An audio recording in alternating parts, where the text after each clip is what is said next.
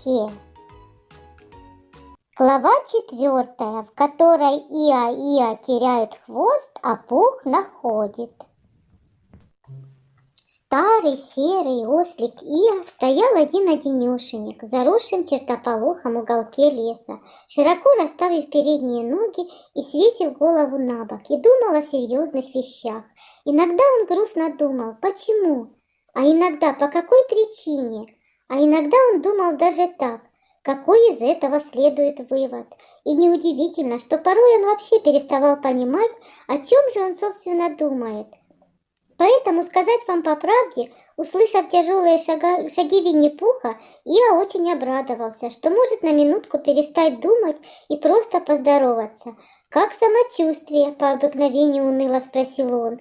«А твое как?» – спросил Винни-Пух. Иа покачал головой.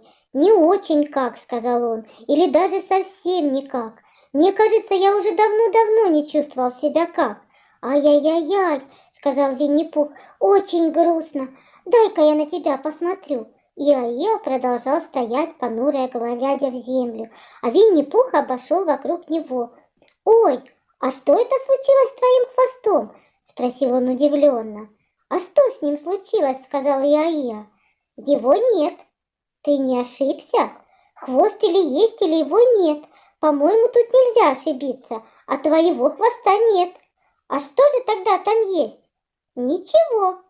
«Ну-ка посмотрим», — сказал я, и он медленно повернулся к тому месту, где недавно был его хвост. Затем, заметив, что ему никак не удается его догнать, он стал поворачиваться в обратную сторону, пока не вернулся туда, откуда начал. А тогда он опустил голову и посмотрел снизу, и, наконец, сказал, глубоко и печально вздыхая, «Кажется, ты прав». «Конечно, я прав», — сказал Пух. «Это вполне естественно», — грустно сказал я. «Теперь все понятно, удивляться не приходится». «Ты, наверное, его где-нибудь позабыл», — сказал Винни-Пух.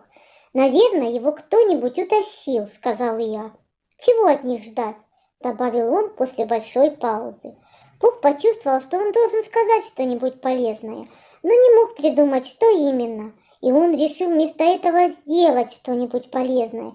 «Иа», — торжественно произнес он, — «я, Винни-Пух, обещаю тебе найти твой хвост».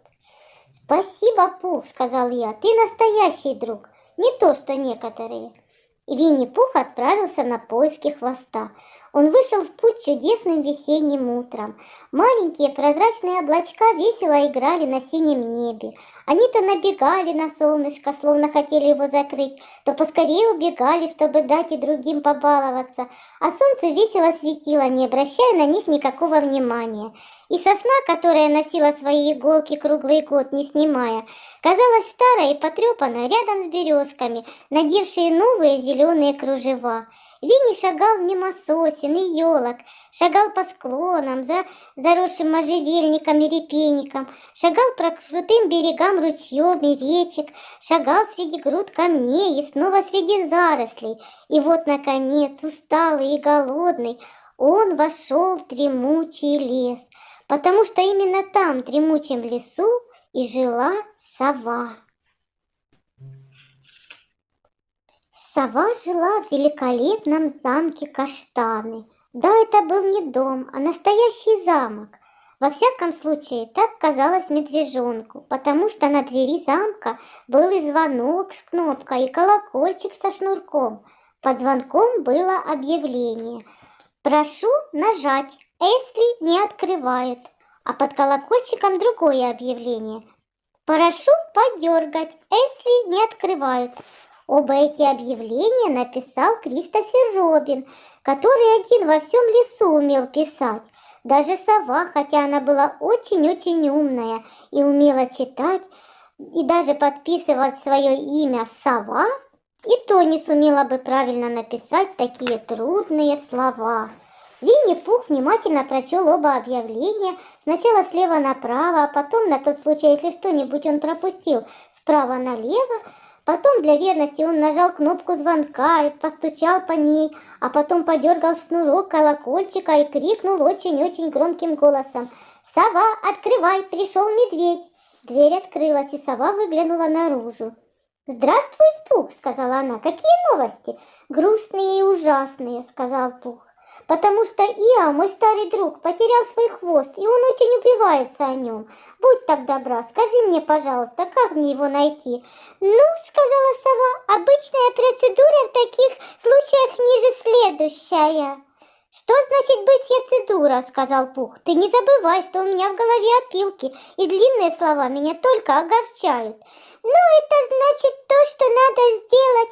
«Пока она означает это, я не возражаю», — смиренно сказал Пух. «А сделать нужно следующее. Во-первых, сообщи в прессу. Потом...» «Будь здорова, сова», — сказал Пух, подняв лапу. «Так что же мы должны сделать с этой, как ты сказала? Ты чихнула, когда ты собиралась сказать. Я не чихала». «Нет, сова, ты чихнула». «Прости, пожалуйста, Пух, но я не чихала. Нельзя же чихать и не знать, что ты чихнул». «Ну или не знать, что кто-то чихнул, когда никто не чихал». Я начала говорить. «Сперва сообщи». «Ну вот опять, будь здорова», — грустно сказал Винни-Пух. «Сообщи в печать», — очень громко и внятно сказала сова. «Дай в газету объявление, пообещай награду. Надо написать, что мы дадим что-нибудь хорошенькое тому, кто найдет хвост Иа-Иа». «Понятно, понятно», — сказал Пух, кивая головой. «Кстати, насчет чего-нибудь хорошенького», — продолжал он сонно. «Я обычно как раз в это время не прочь бы чем-нибудь хорошенько подкре...» И он покосился на буфет, стоявший в углу комнаты совы. «Скажем, ложечкой сгущенного молока или еще чем-нибудь, например, одним глоточечком меда». «Ну вот», — сказала сова, — «мы, значит, напишем наше объявление, и его расклеят по всему лесу. Ложечкой меда», — пробормотал медвежонок про себя, — «или уж на худой конец». И он глубоко-глубоко вздохнул и стал очень стараться слушать то, что говорит сова. А сова говорила и говорила какие-то ужасно длинные слова, и слова это становились все длиннее и длиннее. Наконец она вернулась туда, откуда начала, и стала объяснять, что написать это объявление должен Кристофер Робин. «Это ведь он написал объявление на моей двери. Ты их видел, Пух?» Пух уже довольно давно говорил по очереди то да, то нет, на все, чтобы не сказала сова. И как раз последний раз он говорил да-да-да, то на этот раз он сказал нет-нет-нет, никогда, хотя и не имел никакого понятия, о чем идет речь. «Как ты их не видел?» – спросила сова, явно удивившись. «Пойдем посмотрим на них». И они вышли наружу, и Пух посмотрел на звонок и на объявление под ним, и взглянул на колокольчик и шнурок, который шел от него. И чем больше он смотрел на шнурок колокольчика, тем больше он чувствовал, что он где-то видел что-то очень-очень похожее, где-то совсем в другом месте, когда-то раньше. «Красивый шнурок, правда?» – сказала сова. Пух кивнул. «Он мне что-то напоминает», — сказал он, — «но я не могу вспомнить, что. Где ты его взяла?» «Я как-то шла по лесу, а он висел на кустике, и я сперва подумала, что там кто-то живет, и я позвонила, и ничего не случилось, а потом я позвонила очень громко, и он оторвался, и так как он, по-моему, был никому не нужен, я взяла его домой и...» «Сова», — сказал Пух торжественно, — «он кому-то очень нужен». «Кому?» «Иа, моему дорогому другу Иа-Иа. Он очень любил его». «Любил его?» «Был очень привязан к нему», — грустно сказал Винни-Пух. С этими словами он снял шнурок с крючка и отнес ее хозяину, то есть Иа. А когда Кристофер Робин прибил хвост на место, Иа принялся носиться по лесу с таким восторгом, размахивая хвостом, что у Винни-Пуха защекотало во всем теле, и ему пришлось поскорее побежать домой и немножечко подкрепиться. Спустя полчаса, утирая губы, он гордо спел: «Кто нашел хвост? Я, Винни-Пух, около 2. Я нашел хвост!»